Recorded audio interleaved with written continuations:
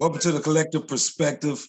I am Robert Leroy Jr., and we are here with one mission and one mission only, and that is to have a platform to get this information out to you, to get the camaraderie out to you, and get the brotherhood out to you. Because we have this one important job to be done, but we only need 4 people to do it, and that's anybody, everybody, somebody, and nobody. And with that, this is a coalition roll call. Can anybody please stand up? Well, this is anybody checking in. Your boy Ernest checking in from the south side of Chicago. Glad to be here again on another Sunday night, man. Chopping it up with you brothers, man. And my word for the day is going to be, let's see. I'm gonna go with, since that's the first thing I see right there, is art. Art is a beautiful thing, man, and it's something that is can be taken for granted, and it's an opportunity for us to mimic life and use lessons to teach our children, to expand consciousness. And so that's my word for the day, man. Let's not take our art around us for granted. With that, I'm in. Yeah, I'm gonna go with nobody. Can everybody please? Go ahead, Dave. Go ahead with nobody this week, man. I had this has been an interesting week for me, been a challenging week for me, but it definitely has put into perspective our mortality. Something that we don't really think about a lot, especially young people. They think they're going to live forever. They don't prepare for the future. So I just want to, that's my word for the day, is that every day you should be concentrating on creating legacy, adding value, doing something that's important, because all of us are mortal, and we don't know, we don't know when today or tomorrow is going to be the last day. I didn't mean to come in heavy, but that's where I am this week. Oh, that's heavy, man. It's beautiful, man. Jen, all right, Kelvin, you up, man? Hey guys, how you guys doing? I'm Kelvin Taylor. Feel good to be back with you brothers, sitting up, chopping it up. My word for the day is perspective. And the unfortunate thing is that your reality is your perspective. And the key to life is to make sure we understand the difference between what I see and what you see, and understand it. So it's my word for the day. Shay. So I assume he checked in as somebody. I give him somebody. I guess he was somebody today. Right? Yeah. So I'll take everybody. I'm checking in at everybody. Again, I stated I'm Robert Orr from the south side of Chicago. And as always, I feel very privileged to be a part of a platform that's really trying to have some mature conversations that offer some solutions, and we're just not talking. So my word of the day is evolution. In our society, we are constantly evolving, and what we're becoming is brand new. Every step of the way is really brand new into our world, into the way we make decisions, the patterns in which we make decisions. So the challenging part is always to be able to sit back and listen and learn while we are evolving as a society, because it's totally different than anything that ever existed every day that we live. And with that, we are all checked in. And I want to start the conversation off by asking a question. I'm gonna frame it like this: classism or racism. As Black men, we have no other choice but to speak as Black men, regardless of what decisions we make in our personal lives. That's how we, that's how we become, that's how we're identified. So classism or racism, I'm curious to know what we're listening to. And I want to set up the thought process in this regard. We're going to go off of Nene Fuller have some activities, 9 activities. And I just want to state the activities real quick. Economics, education, entertainment, labor, law, politics, religion, sex, and war. So those are the things that we're looking for from an activity standpoint. As we're walking through society, that affects our interactions in every type of way in every walk of life that we're living in. So those are the 9 categories we're going to cover. So if we don't cover everything right now, we're not in a rush at all. We just want important information to get out to you that can have you and your family making some conscious decisions about how you're going to approach this world. So classism or racism, I'm going to start it out like this. When President Obama and Hillary Clinton were in the Democratic primary, one of the things that I noticed is that the state of New Mexico and the state of DC, the District of Columbia, they were the only 2 states that at that time, the minority were the majority in the population. So New Mexico, at regard, it was like 44% to 43% Hispanic population, over 43% Caucasian at that state. And then DC was like 55% African American, majority of that population. To the next one was like 24, 28, somewhere in that realm of Caucasian. But all the rest of the states were dominated by Caucasian population. So you're talking about states like Iowa was like 98%. I can't go through all of them, but I'm trying to set up a basis of conversation. So after that, a lot of people start feeling like, hey, okay, look, we voted a Black president in. Now we're no longer dealing with racism, right? You know, if that many states voted for a Black president, then we got to be honest with the evolution that's occurring in America, regardless of whether or not we're still under race, a global, what you will call injustice of white supremacy with their fingerprints on everything. So the question is, how do we navigate in every situation and recognize whether or not we're dealing with classism or racism? So with that, I want to go ahead and get started on my initial thought was Roland Martin did an interview with this young man. He was a 21-year old man. I think I sent the link to one of y'all. Did y'all get a chance to check it out? Huh? No. Did you check it out, Dave? No, I did not receive it. Okay. Well, anyway, this is the premise. The premise of the interview was the young man. So the young man did two interviews. He did an interview with Roland Martin, and then he did an interview with Dr. Boyce Watkins. And the two interviews was contrary to each other. The first interview was about basically this. It was a code word, and Dave, I know you can attest to this. This code word was conservative. The young guy, 21 years old, he described himself as a Black conservative. And Roland Martin it was a trigger word for him. He could not get around the fact that the guy described himself as a Black conservative. So he kept calling him a Republican because that word is attached to Republican, right?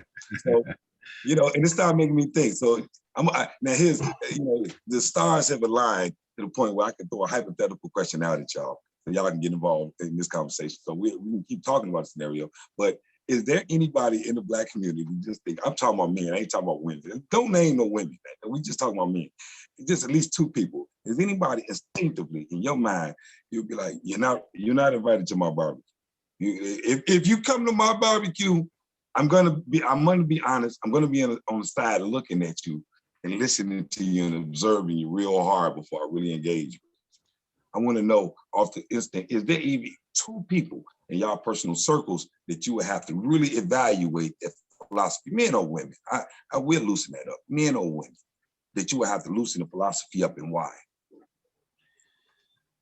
I definitely can't. I'm not bothered by people believing things or doing things differently than me. So like even that word conservative, but you use another word, minority, too. These are words. So like this will fall in that. If we look at Neely Fuller's work, this would fall into the area of education. Because when we use that word minority, I kept using that word as a young man, and my uncle said, "Well, we're not I don't understand why you keep saying minority. We're not the minority. But this is something that you hear in the news. You hear, you taught that kind of stuff." And he's like, "We're not the minority. It's just the way that things have been set up that makes you think that you're in the minority." So being educating oneself, as to what the reality or the real meaning of a word. Which means, for me, going back to the etymology, then also that word conservatism or a conservative. I know a few conservatives that would be so-called Black people, meaning that they hold to traditional values. That would be, for me, the basics of that. Obviously, some people do associate conservatism or being a conservative with being a Republican, but you can be a conservative Democrat as well, right? So that the context, so again, it's just about being able to educate oneself and knowing what these meanings are. Now for Roland is obviously triggered by that word because of his conversations and his interviews with conservatives, quote unquote. So for him, it's hard to be, to think, oh, how can you be a black man and you're a conservative? That's just not going to work. You know what I'm saying? You can't be that. But to answer your question, no, if I'm throwing a barbecue, it doesn't matter to me what a person believes or thinks. I like that kind of stuff. Come on with it. Bring your, I got a friend down in Indiana, man, Fishers, Indiana, stout Republican. And I love that brother, man. He loved me. So that's just the way we roll. So you wouldn't be, there's nobody that could show up at your event or your crib, your barbecue. You won't, kind of look at them a little bit, listen to what they're saying a little extra. Like, let me just listen to what they're saying. Nah, not at all. All right, Kevin, what about you? No, man, I can't relate at all, man. I really don't care if someone's a Democrat, Republican, liberal, whatever, man. I mean, as long as you're not directly affecting me, and sometimes I might even have a conversation if you're directly against what I believe in. But no, it wouldn't bother me at all. Good Dave. Well, number one, we got to be careful. We're conflating a couple of different things. And Ernest kind of touched on it when he said there's such thing as a conservative Democrat and a conservative Republican. So conservatism or progressivism or liberalism are independent of your political affiliation. If you go back to, post-Civil War, African Americans were Republican. The Republicans of that day were the liberals, the progressives of their day, because they were espousing abolitionism. They were trying to change, they were trying to progress how we were operating as a society at that time. So we used to be Republicans when Republicans were progressives or liberals. Then after the Civil Rights era, we migrated over to the Democratic Party because the Democratic Party became the progressive party of the 20th century, and the Republicans became more conservative. So it's important that we don't conflate those two things. What I will say is a contiguous line in the African American experience in this country is that we have always allied ourselves with the progressive party, whoever that party might be. And that party has changed and evolved over time. That's good stuff. That's good stuff. So, I'm gonna answer it differently. I'm gonna give a few names. I'm gonna name drop a little bit. You know what I mean? And some people, I would really want to be. I would really want to. It's not that I wouldn't give a whole lot of reverence to him, but I would really want to hear President Obama with his glove, without being in a position like in the president, his official position. I would like to hear his philosophical patterns of thinking based off of his experiences that he had with diversity on the highest level of having. So it's not like I would look at him. I would really give an extra ear to what he says. I just would because. First of all, he has what you call the stereotypical, like what you would say, black wife, Michelle Obama, which is a way we unconditionally allow him to be connected in a way where that part of him don't get questioned. What Michelle is definitely black for the cause type of black, but his background in and of itself has it shows classism that he was able to see through the ranks in spite of some of the possibilities of experiencing racial injustices or, discriminating gestures. And he was able to ascend all the way to the top of the food chain in life with a thought process and a message. And I would really want to hear him with his guards down, with a beer in his hand, really talking about it for real. I would want to hear that when there's nothing attached to him, if I can get that conversation from him. So that would be a real interesting conversation that I would want to have. So I'm going in that angle. Kind of the same way with y'all. Like, I don't really care in that way. I definitely, and the other one that I definitely want to hear is Candace Owens. Candace to come through. Yeah, I'll say if she come through, I will be fascinated and fixated on what she's saying. I would literally, it would really literally stop me in my tracks and be fixated on what she's saying. And the reason why I'm bringing it up in this way, because the Roland Martin interview, it was a 21-year-old, and that conservative word sort of, it just knocked him off his block. And he started zooming in on this.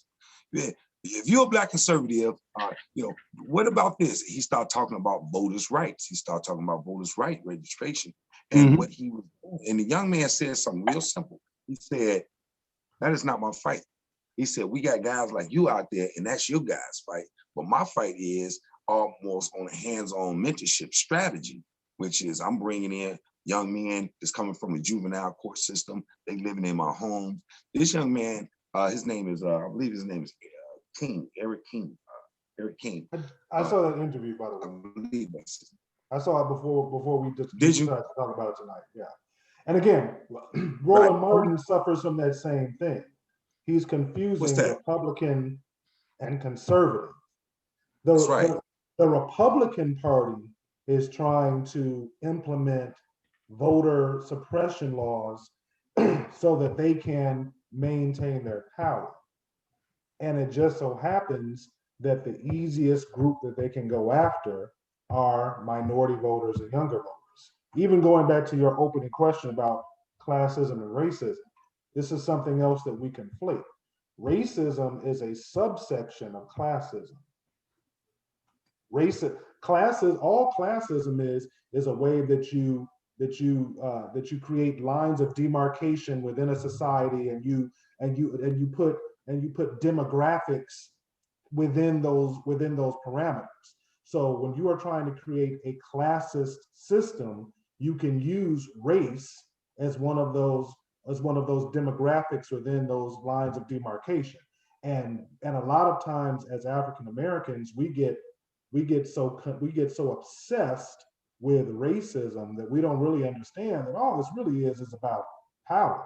Race is just the excuse to throw a particular group of people into a class. Right. So once we understand that, once we wrap our minds around that, then we'll be able to compartmentalize racism for what it is and not allow it to be this stumbling block that I think Roland Martin is a really good example of someone that he allows racism or his obsession with racism to obfuscate the class argument. And then because he reduces everything to race, he loses a lot of his otherwise, a lot of credence that would be given to some of the points that he espouses. And to that point, essentially what we are talking about is a hierarchy. We're talking about a totem pole. You know what I mean? Like who's on top, who's on the bottom, right?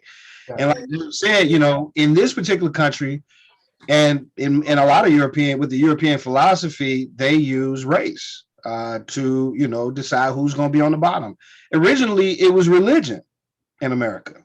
They used religion. If you weren't Christian, you were on the bottom. You know what I'm saying? But what happened was Africans started converting to Christianity, right? So so that's what they was like. Okay, well, we're gonna have to use race. We're going to have to use color. We're going to have to use skin pigmentation. The other piece to that is, like Dave says, you can't really problem solve for something that doesn't exist. Like if you're trying to solve something and it doesn't exist, you're just basically on a hamster wheel. You know what I'm saying?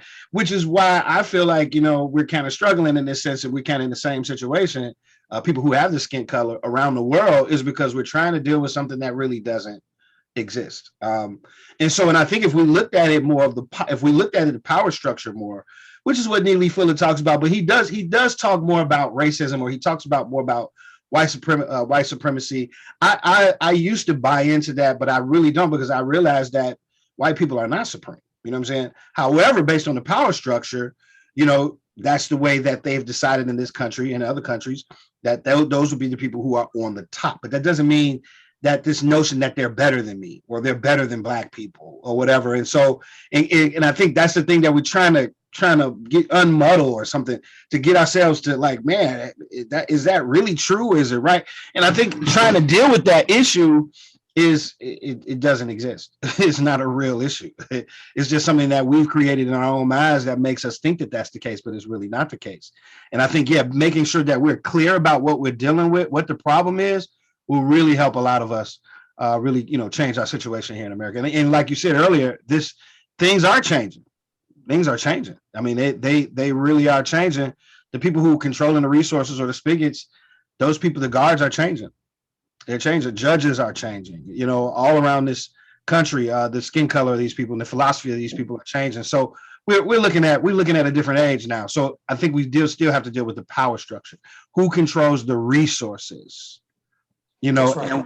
And what those people do with those resources, because we have to care about the earth. And for me, that's the bigger issue.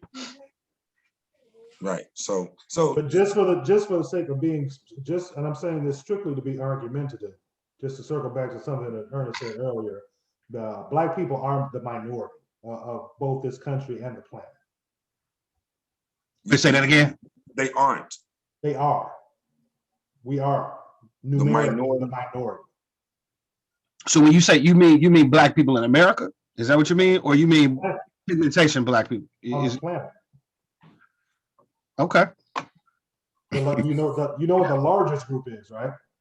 That would have to be well, I mean, are we breaking things down by race or culture? I mean, or by ethnicity. You can call it race or ethnicity. Race. Asians.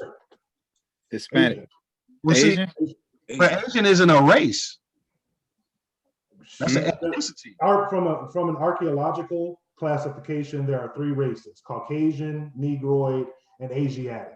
Okay.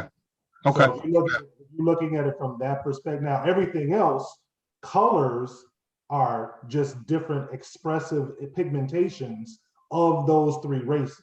Okay. Caucasian, Negroid, and Asiatic.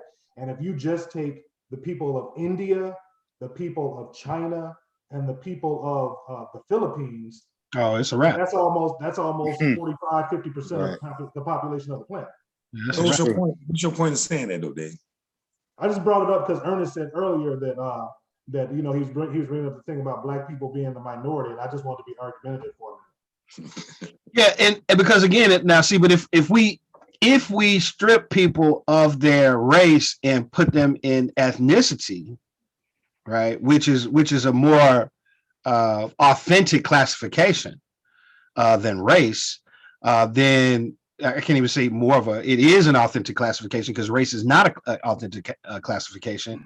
Then, looking at, so-called brown people, Black people versus the white people in America, then we're breaking people up based on their ethnicity. And then obviously, everyone would be a minority if that were the case. Ethnicity, though, but I don't have to cut you off, but I want to just throw this in there. Ethnicity is artificial. Ethnicity, to a large degree, is basically just a function of your geography. Right. So that's why I hesitate to use ethnicity as a classification, because if you take a group of people who live in, let's just say, in the Brazilian rainforest, and they've lived there for hundreds of generations, as soon as you take one of them to New York City and put them into a condo in Manhattan, their ethnicity has changed because they're you know what I'm saying, they're going to do things differently. Yeah, I So, follow. because ethnicity is artificial and it's contingent upon your physical location or your geography, I don't know that that's an accurate classification of groups of human beings over in the way that we're talking about. Yeah, I follow. Yeah, definitely. I agree with that.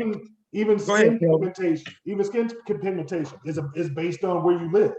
If you're closer to the equator, you're going to have more melanin in your skin because that's the reaction to ultraviolet rays, right, from the sun. If you live closer to the poles, you're going to have less pigmentation in your skin. And then people are tribal, and then they we have people organized by the features that they find in other people that are most like them. So again, but it's still artificial. So phenotype, is that what we're looking at? Phenotype? Right. So yeah, phenotype. Okay, yeah. I think I'm asking. So in other words, have we gotten to the point where we've evolved to the point so we so conscious about all of these different you know, categorizing things properly, that we got to have this conversation where we properly put everything in the position in the right category before we can even have a conversation. And Yeah, I'm just asking. I would think so. Right. Right. I mean, well, if that's what it is, that's why we say we that's good. That's good to identify how we've evolved and where we are. You know what I'm saying? Because some people may look at this like, okay, man, they're giving us a history lesson and they talking this past. But no, what's being happening right now, we are actually literally seeing a respect of understanding these categories and how we frame things, how we say things in order for us to really be, properly productive and even having this conversation. And we spent almost 20 minutes right now really just really conscious and about how these things are categorized. So what were you about to say, Kelvin? I know you've been ready to get in for me. I mean, I agree with both Dave and Ernest. As far as the way I took it when he said that, I think he said his uncle said that we're not a minority. The way I took it was more of a mental thing. You know what I'm saying? That word is that term, the way they use it, I think it's really about dumbing down your gist of trying to achieve something in life because you're walking around thinking that I am the minority, I am the underdog, I am the handicap, Right. But at the same time, I also think that it's a vast majority of Black people out here that think that white people are better than them. They might not say it, but in the back of their head, they think that. And then that also cripples your gist because you feel that you cannot compete, that you're not equal, and then that's where the boasting and things of that nature comes from. But at the same time, too, racism is a part of classism. Classism is the bigger issue, but because it's advertised and marketed, and that's the thing, we are living in a machine, and you have to understand that marketing has been going on for centuries, right? So this is part of the marketing ploy to keep you focused on racism. And like Ernest said, how could you conquer something that doesn't exist? So you're too busy focusing on, I'm Black and he's white and he's Mexican, right? When the real people that know what the true battle is saying, oh, let me get that property. Let me get these stocks. Let me get my wealth up so I can own, so I can build a legacy. So the dollar that I make today, my great-great-grandchild will eat a grape from it. That's what the true battle is. So at the end of the day, it is about classism. But how many people do you know that's in a so-called minority environment talk more about classism than racism? Yeah. The thing is that racism is a marketing tool to feed the ploy of not taking yourself seriously. And just to follow up on what you said, you made an interesting point a moment ago. You said a lot of people have this subconscious idea that white people are better, but they would never say it. But they say it all the time. Well, yeah, they do. They say it in passing. Right. But let me qualify that. There's somebody who's going to watch this video and say and hear the way that one of us speak or the way words we use and say, oh, they talking white. They talking white. Yeah. You move to a neighborhood where you say, hey, I want to make an investment in this property, in this neighborhood, because I'm going to work for the next 20, 30 years. I want to be able to sell this property at a profit. It's got low crime. It's got good schools. Oh, why are you moving to that white neighborhood? Right. So that's the way that we subconsciously elevate what we create this hierarchy in our own mind. Yeah. I'm trying to say that the majority culture of this country is better, or that we're worse, or that we're less than. Right. And it's a cycle because that's the marketing that we feed ourselves. Yeah, right. We circle our neighborhoods. Right. If you're doing good, you're trying to be white, right? That ain't nothing Black person to do. Well, then you just dumb down being Black. you're pretty much telling me that if I bust my ass and try to build something or invest or want to live in a better neighborhood, then I'm no longer being Black. Well, then if that's the level of Blackness, then I don't want to be that, because that doesn't make any sense. It's like, oh, if I'm not struggling, then I'm not Black. When did struggle and Black become the same thing? And then even if at some point in time in the past that was being Black, why does it have to be Black today? And that's the problem. The problem is, it's like we as Black people in a massive stamp it as the approval of being Black. And that ain't right. That is not evolution. That is getting better. That is not raising up a race, right, to do anything. Let me ask a question though. Let me ask this question. So when they say, like, when a person says, "Oh, you're acting white," do you think that there's some kind of disdain in that though at the same time? Whereas, like, it's like they're not really better than me. You acting like these people who we have contempt for is what I get from that when I hear people say that. When you hear someone saying, "Oh, they acting white." Yeah, so like for instance, when you say, "Oh, Dave used the word obfuscate," oh, he talking like he a white man. You see what I'm saying? So like, but that for me, that seems like that's a more of a criticism. You know what I'm saying? Than saying all that person is better than. That's just my perspective on that, though. Yeah, but it's only a criticism if the person knows what the word obfuscate means.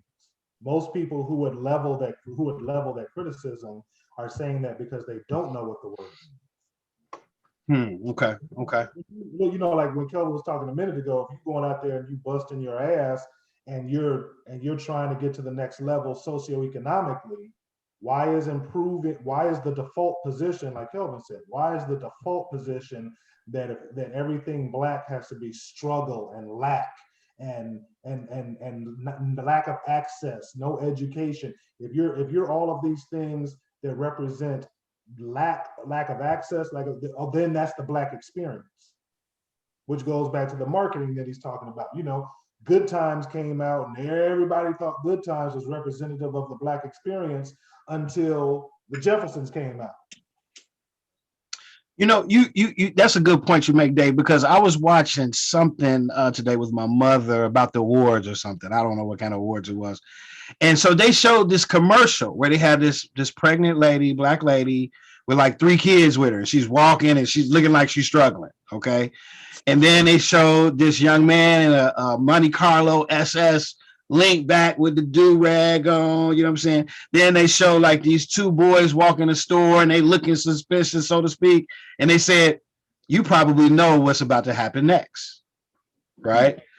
And then it was like, but then they switched it up on you. They show in the store with the boys, one of the friends, because they looking around, they grabbing their stuff, and one of the friends come out the bathroom. They like, oh, hey, and then they go buy their stuff, right? Then the dude with the SS, he go banging on the door, right? And come to find out it's his grandmother's house, and he's there to celebrate one of his cousin's birthday. And they all having fun and everything. And then with the pregnant woman, her husband pulls up, you know what I'm saying, with the car. And it was like, yeah, let's widen our perspective of how we see these people. And I thought that was so brilliant because I did think I knew what was next. It was amazing with that.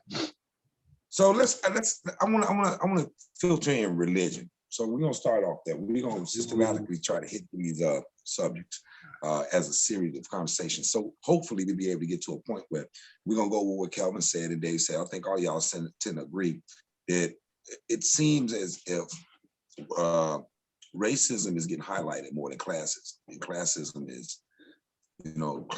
is really the theme of what's occurring when it comes to natural resources and trying to obtain the most natural resources and everything else, because that's what it basically boils down to. If you're not affecting how I get my natural resources, how are you really affect? Right. I think that's, would y'all agree with that or disagree? Yeah, definitely. So because if I'm able to get my water and get my shelter, my land, or everything I need to get my family, all right, squared away, then then my anger parameter goes down a little bit, about what our differences are. You know what I mean? So religion, imagery. Let's talk about imagery. Let's talk about some of the malice intent that comes from people in the name of what they believe in. And they say they believe in something which creates a humility, that which is supposed to create a humility.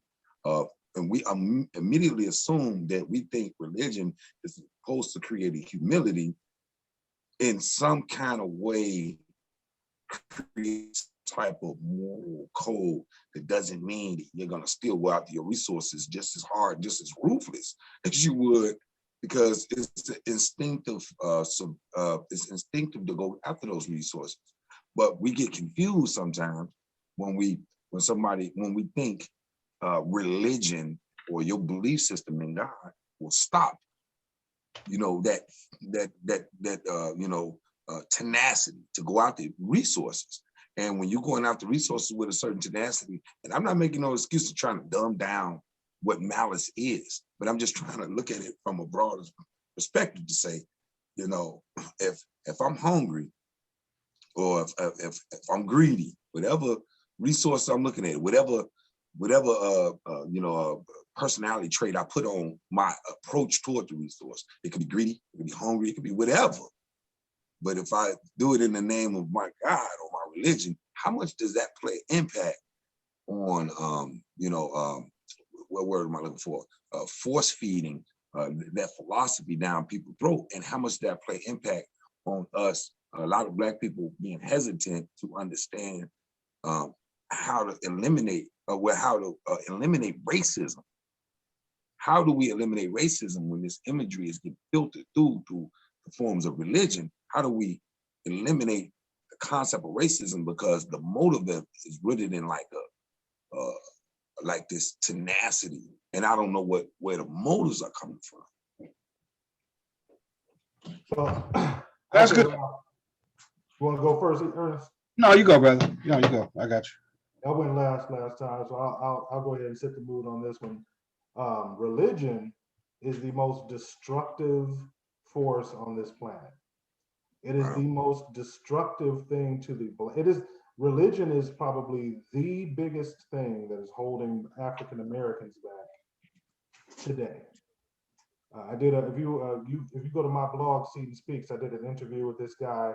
He wrote this book called White Too Long, and he grew up in the Southern Baptist religion. And he talks about the going back in the European culture all the way back to the Magna Carta, that they were taught that, hey, you are the chosen people and everything in the earth belongs to you. So say God. And if anywhere your feet touch, if there's somebody there before you, you have the right to murder, commit genocide, eviscerate those people who are there, and take whatever those natural resources are. Yep. So that's the current inception, or we're living in that current inception of religion and Christianity today. And then you fast forward to today, and Black people in America are just using religion as an excuse or a crutch not to do what it is that they're supposed to do. You can turn on just about any Black church on any given Sunday, and they'll say stuff like, yeah, you got the job, but you wasn't qualified. Or you got the loan, but your credit is bad. Come on, man. Or you got you got this, and they're setting up this straw man that says preparation is irrelevant. Right. All you need to do is pull out this lamp and rub on it and say, Genie God, I want a new car. And the genie is supposed to just come out and just do like this, and you got a new car. And that's how we treat God. We treat God like a genie. So, religion, as far as I'm concerned, and again, I'm saying this is a person who grew up in the church and who's very devout, minister of music and all that other stuff.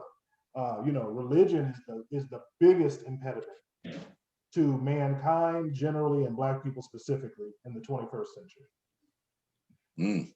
Yeah, I definitely have to agree. It's the way religion is practiced, or the way we think about religion today, is not really in its true sense. It's not congruent with what I know or what I've studied to find that ancient cultures used religion for. And that's not even all the way accurate when I say that, because religion is a very powerful tool to control people. One of the first times that really made it very clear for me was the Book of Eli. In that, when that guy was like, I gotta get my hand on that Bible because it's the way it reads, it's the way it sounds, it resonates with people. And when you say God say something, I remember a preacher saying, I grew up in the church. I grew up in the church. I mean, like almost every day. You know what I mean? Kind of like the church was more than just about dogma for me. It was about community. It was about relationships. It was about developing skills and talents. It was about exposure, traveling, making, relationships with people in other states, pen pals. That was my experience of church.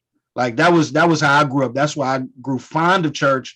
And I wanted my children to be a part of that because of the particular experiences. But Dr. Henry Clark say, well, whatever white folks put their hands on, it's going to be about 98% poison and 2% good, right? So I had a 2% good, so to speak. But religion has definitely been used to control the minds of people. It is one of the tools. If you read the book Caste, you'll see that religion is used here in the United States and also in India to set up this caste system, to set up who belongs on top, right? So my God says that, hey, I'm the one that's supposed to be in charge, and I'm the one that's, like Dave was saying, I'm the one that has the right to the resources, and we get to run the world. You know what I'm saying? So we get to do it. And why do we get to do that? Because God said it. And that's the same thing in India. It's the same practice. And what you'll find is even if you go into small, smaller cultures, you'll see the same thing. You'll see the same thing. You don't have to be Christian. You know what I'm saying? You don't have to be Muslim. I mean, you can go into smaller cultures where they're not even affiliated with Christianity, but they use religion to set up who's going to be on the top and who's going to be on the bottom. But in my judgment, religion is not to be a tool used to be that way. It's not a tool to be used in that way. Religion, based on Neely Fuller's point of view, because we were looking at his stuff, is that religion is a sum total of what I think and what I do. He'd be like, people be like, oh, I'm a non-practicing Catholic. You're not a Catholic if you don't do it. If you don't practice. You know what I'm saying? So religion is really an assessment of what you think and what you do. And I like what Dave says, because this is something I stress all the time in church. Man, we treat God like God is Santa Claus. You know what I'm saying? Like I just get to ask and then it gets to just to get to come. No, you have to have capacity to be able to maintain what you're asking for. Even the capacity to really even articulate what you're looking for and what you really want, right? So for me, it is about responsibility. You have to take some responsibility.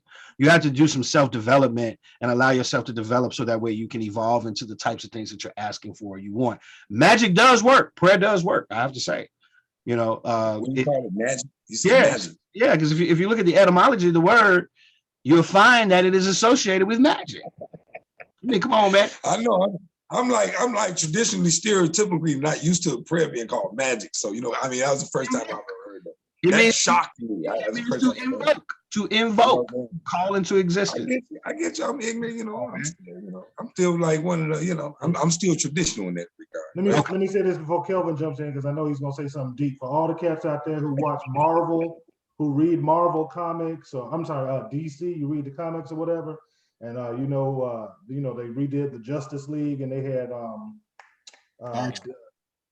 they had the villain in it that they did. Darkseid. Religion is the anti-life equation.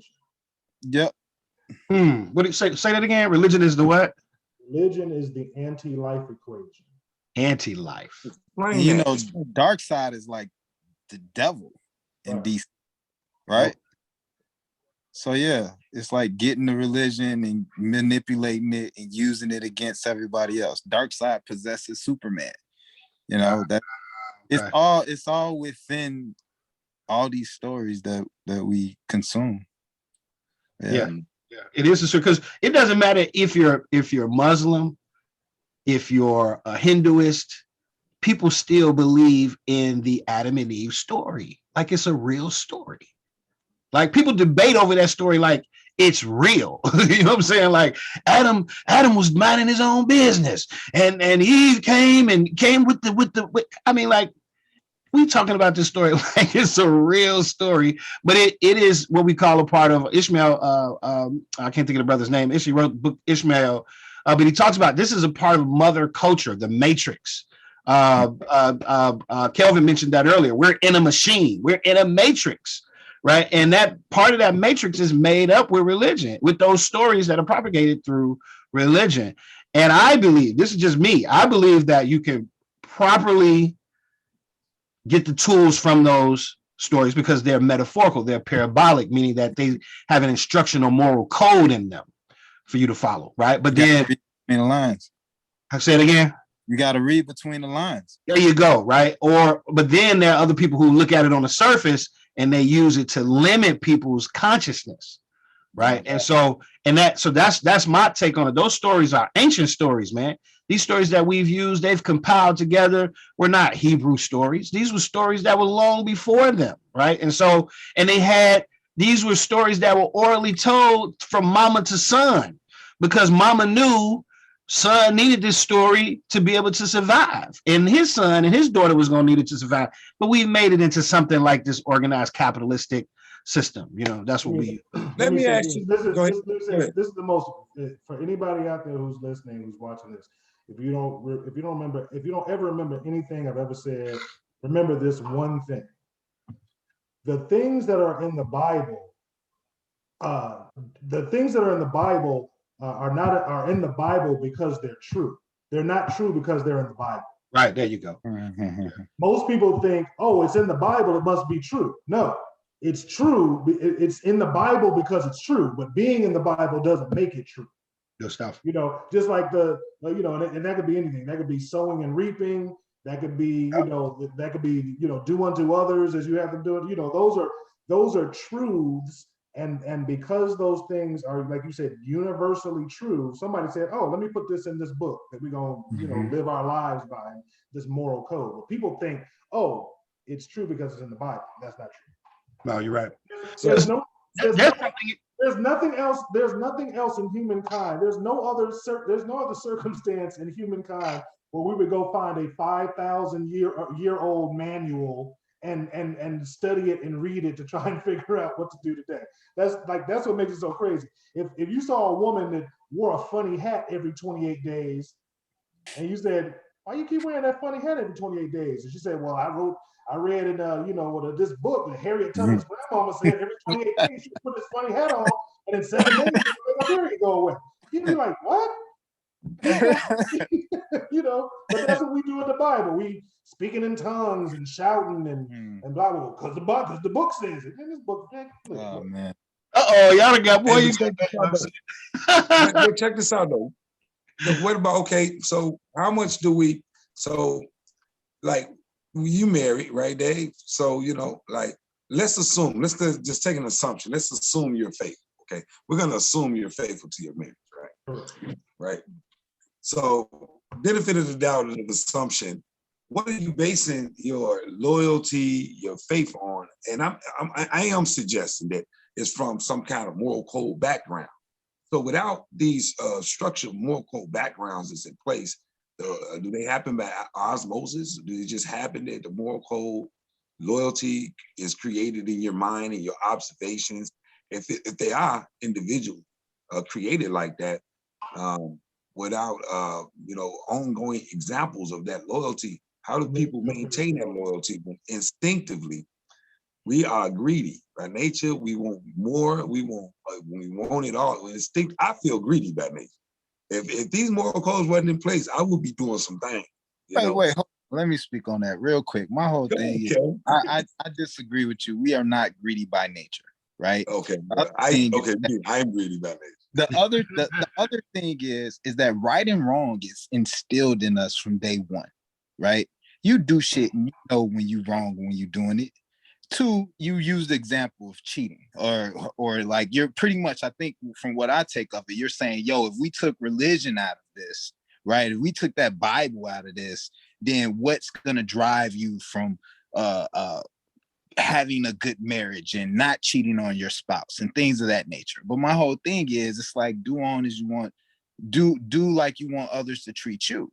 You know what I'm saying? Now, if you're cool with, you know, your wife going and hanging out and banging dudes, then okay, fine. That makes sense. You do it, she do it, fine. But Right. if Right. you do it, but then you don't want her to do it, then you know it's wrong. Plain, point, and serious. It ain't got nothing to do with religion. I get it. I get it. I get it. I just was saying, it's not. Go ahead. Go ahead, Dave. Yeah, and I would take it a step further. This isn't morality is a man-made construct. At the end of the day, there's an equilibrium that you seek whenever you're dealing with another individual. And that could be dealing with your wife, that could be dealing with your children, that could be dealing with society. Right. There's a natural state of equilibrium, and anything that creates discontinuity and interrupts that equilibrium is some sort of behavior that someone else finds offensive. Right. So there doesn't need to be a Bible that says thou shalt not kill, because if there were no Bible and we were all still cavemen, if I walked outside and I picked up a rock and hit somebody in the head and killed them, someone else would be sad because that person was important to them. That's that discontinuity that my action has created in the equilibrium. Now that person who I killed, I killed that person with a rock.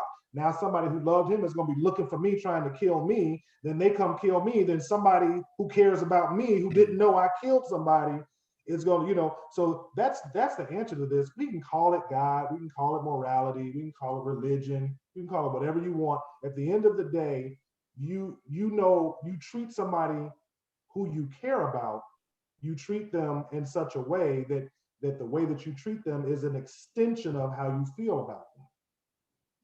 So in the case of my wife, I treat her in such a way that is an extension of how important she is to me and how I feel about her. Now you call it whatever you want to call it, but the way that I didn't have to read a Bible in order to know how to treat the woman who I love in such a way that I am protecting her heart, and protecting her body, and protecting her spirit, and protecting her, because I love her. Did you have a wedding? Did y'all have a wedding when you got married? A wedding? Traditional pastor? Did you have a? We did have a religious officiant. All right, oath, right? So you too, Kelvin? What? A wedding, No. You didn't have a wedding? Nope. You just went to the courthouse type thing? I went to the courthouse, I bought a house. That was my wedding. I mean, that was a commitment. Now that's technically, according to the Jewish tradition, that was what they would do. The man would propose, she would become his fiance, and he would go build a house. And then the family of the bride is supposed to give the dowry to the husband. Yeah. Piece, right? That's we got it all messed up in this culture. These women, man, got it twisted.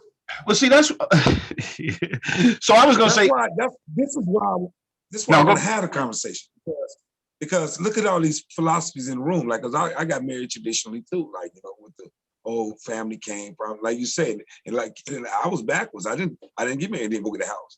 It took me a minute before I made, but that's kind of backwards, right? You know what I'm saying? So my point is, I use the word hypocrisy. Hypocrisy is big because people, of stature, being in certain positions or whatever, they have this influence, and then we have to listen to them, and we have to try to figure out whether or not their life is going to be consistent with what they're saying. And it's impossible to predict whether somebody's complete life will be consistent. And here you are, kind of like aligned with following their philosophy, and then next thing you know, they make a move that is hypocritical to, a philosophy that we can't get a complete assessment of until they're dead. We don't know, you know what I'm saying? Like, you know how men go through midlife crisis, they turn 55, now he go get a Corvette, you know what I'm saying? Because that's Dave on the way to go get a Corvette. I can see it in his eyes. Go get this Corvette, and now they got this resurgence they want to happen, right? You know, I'm saying when we follow these people's philosophy, it's like we gotta like look at their walk into the end of their life, right? So why do we put so much stock into, you know, the momentum of how they act during their you know, heightened level of influence before we look at the complete story? But ideally, when we follow a leader, like we have a leader, like, so for instance, when we talk about politics, okay, ideally, I would like to follow a political leader who has a mind that has studied politics historically, has understood the concept of how to rule, how to give people what they need, how to divvy it up, how to be a good king, queen, however you want to look at it, right? Ideally, but you know, we have a lot of politicians who have no experience in dealing with resources, and knowing how to govern people, right? So in that particular context, no, I don't want that, right? I don't think it requires me to wait to them to die to know whether or not what they're doing is good or not. Same thing with religious teachers, religious leaders. The way I was taught, one of my most recent mentors was like, "Hey man, don't walk in front of me because I may not follow. You know, don't walk behind me because I'm not going to lead you. Man, just walk beside me and let's cultivate this relationship, this friendship. Because as a religious leader or spiritual leader, whatever, all that kind of good stuff, it is not my judgment that I am morally more impeccable than you, or I am better at this than you. It's just that this is the skill that I've been given, right? And I contribute my skill in this way where it helps other people, you know, do what they do, and other people feed back to me the same thing, because I am a religious quote unquote leader. I hate saying that, but again, I always say, hey, don't, you know, you might want to check this out yourself. You know, you might want to do the research yourself, because that's what the scriptures say, study to show yourself approved. So I don't really put myself in position, but I know other people have, but that's because of the way we've structured our society and the way preachers were given to us when we were enslaved. They were given to us to help us follow what those plantation owners wanted us to do, and they used God to do that. And so it kind of evolved into this thing where we always need to follow this man, you know, Reverend Chicken Bone, so to speak, you know, and Reverend Chicken Bone is working for the plantation owner, you know, a part of the system. So out of respect for everybody's time, we're gonna call this a series on classism and racism. We're just gonna call it that series. So we're gonna be covering you know, these 9 topics that come from Neely Fuller Jr.'s book, his philosophy rather, about education, economics, education, entertainment, labor, law, politics, religion, sex, and war. Today we are touching the framework on religion. There's always you can filter in those religious subjects or point of views with this subject anytime you want to. I just want to create a series as opposed to just running through a conversation and feel like we covered it all, because we know we didn't. We hadn't even, at certain points, I seen some sitting up going on that everybody didn't get their thing all the way out. So we always can make reference to, you know, at least this foundational part of the conversation, so that people can, you know, can see where we are, because it's like this room is indicating where we are in the evolution of America as Black men that are really walking and living with totally different perspectives. Case in point, collective perspective. Yeah, we have literally have totally different perspectives, and we want to, you know, we want the world to see everyone in this pure essence with the pure moral code intact. Like, these are good moral brothers. These are not these cats, you know, and our perspectives are totally different from our religious backgrounds, and sometimes some, you know, philosophically, you know, my example of what manhood is and bravado is, we haven't even tapped into that. You know what I'm saying? How I would act about, you know, just say with a gun control law, right? You know, like my bravado might jump up and go get the door right away. You know what I'm saying? Mhm. Ernest looks like the type will get the strap first. Like, wait, man, I'm like, I'm tough, but I ain't been doing no push-ups lately, you know. So he might, you know, he might go get the strap. But anyway, so with that being said, I wanted to be able to always, follow in line with our time frame, our hard stops, and so we can always respect each other's time. Hey man, appreciate it.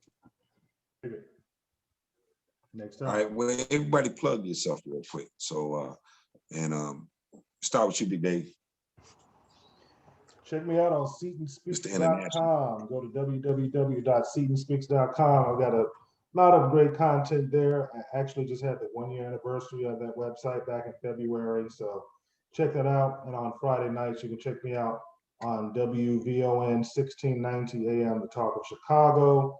You can check me out on Fridays from 9 to midnight, co-hosting with Atiba Buchanan. And the first Monday of the month, you can check me out on WURD TV. I usually appear on that show from 9:15 a.m. to 10 a.m. first Monday of the month. Dave, you the most KT, man in the room. What is that? huh? I said you the most busiest man in the room, Dave. Absolutely, man. Man, I thought I was Yeah, busy. man. I'm jealous. I'm jealous, man. You Ernest, don't look like that. assign them somewhere. Don't look like that, man. Success is within the work, baby. It's within the work, though. Get lost in the work and success will be there. Yes, sir. Work don't always equate to success, but Hey, no, It don't it's what always you equate to think success. work is. That's the problem. That's what I was gonna say. Formula. I love what Dave is doing. He's doing all things, kind of helping him work towards, what he wants to achieve. And that's what it takes. So I agree with that. Definitely, I agree with that. But I've been busy all my life, and not Yeah. always the right things. So But the job that you did yesterday, will it pay you next Tuesday? And after that, the Tuesday after that, and the Tuesday after that. That's the work I'm talking about. Where you indeed, do it once, you get paid multiple times. and that's what we're doing right now. We invest, Yes. in our reputations and in our intellect. Yeah. So I definitely agree with that. Definitely. Yeah. But on that note, go to YouTube, check out my company, Taylor LaRue Media. We got some awesome content on there. You can see your boy Rob acting the fool in our movie Love Lessons. $10,000. I $1,000. saw it. He was playing himself at that moment. What? Oh man. Yeah. But All right. did you get your plug out? I'm sorry. Yeah, I got it out. Yeah, so this is Ernest, man. You can check me out at Ernest Sense Instagram. I'm also a facilitator, group facilitator, and also contractor, also pastor. So you're talking about busy, doing a lot of stuff. It's man and a father of 5. So it's a lot going on, man. But you can check me out if you want to have a conversation with me, want to get more into what I'm doing. You can find me on Facebook, Ernest L. Johnson, and then also Instagram, Ernest Sense. And with that, I'm out. Man, that's what's up. Say 5 of them, remember. You believe in replenishing the earth, don't you? But I'm Robert Orr. I played myself because that is not a good rule, bro. Oh man. That was anyway, go ahead, brother. He's going in raw, like I'm raw. Like, anyway, hey, you can catch me on the Collective Perspective on YouTube. Just go to our page. I'd rather we link up there because I don't really need any more Facebook friends or any of that type of thing. I think, but in order for us to put, I correct me later, Dave. I know I'm being mentally limited, but what I'm trying to say is that I want to be able to, build what we're doing. Like, I think what we're doing is so important and so vital. I feel so privileged that we would even make time to collaborate on a forum like this. To give these people, and really have thick enough skin to give these perspective and be challenging enough to say, I understand what it is. We don't have these type of conversations with the diversity in the room a lot that I don't hear a lot of. I hear, everybody's in line with the same train of thought on most platforms, so I respect this, and this is something to be respected in the sense that it's hard to form this. It's hard to understand how to, sometimes even just crank off conversation where everybody feel instinctive to join in at that moment. We have to sit back and wait and listen because in the back of your mind and your perspective is so different that you're trying to listen to where to put it in, like, where to get it in at, right? So I respect that from everybody on this platform. And with that being said, man, you can catch us on Wednesdays. You can catch this platform specifically on Wednesdays, and then on Sundays at 7 p.m. 7 p.m. So Wednesdays, we're gonna focus in on Wednesdays at 8 o'clock, and then Sundays at 7 p.m. Go to our YouTube, Collective Perspective. Hit the subscribe button, share the information. Somebody in your life could need it. Indeed. With that, I'm out. We out. Peace. All right, people. Y'all good, man. Deuces. Oh.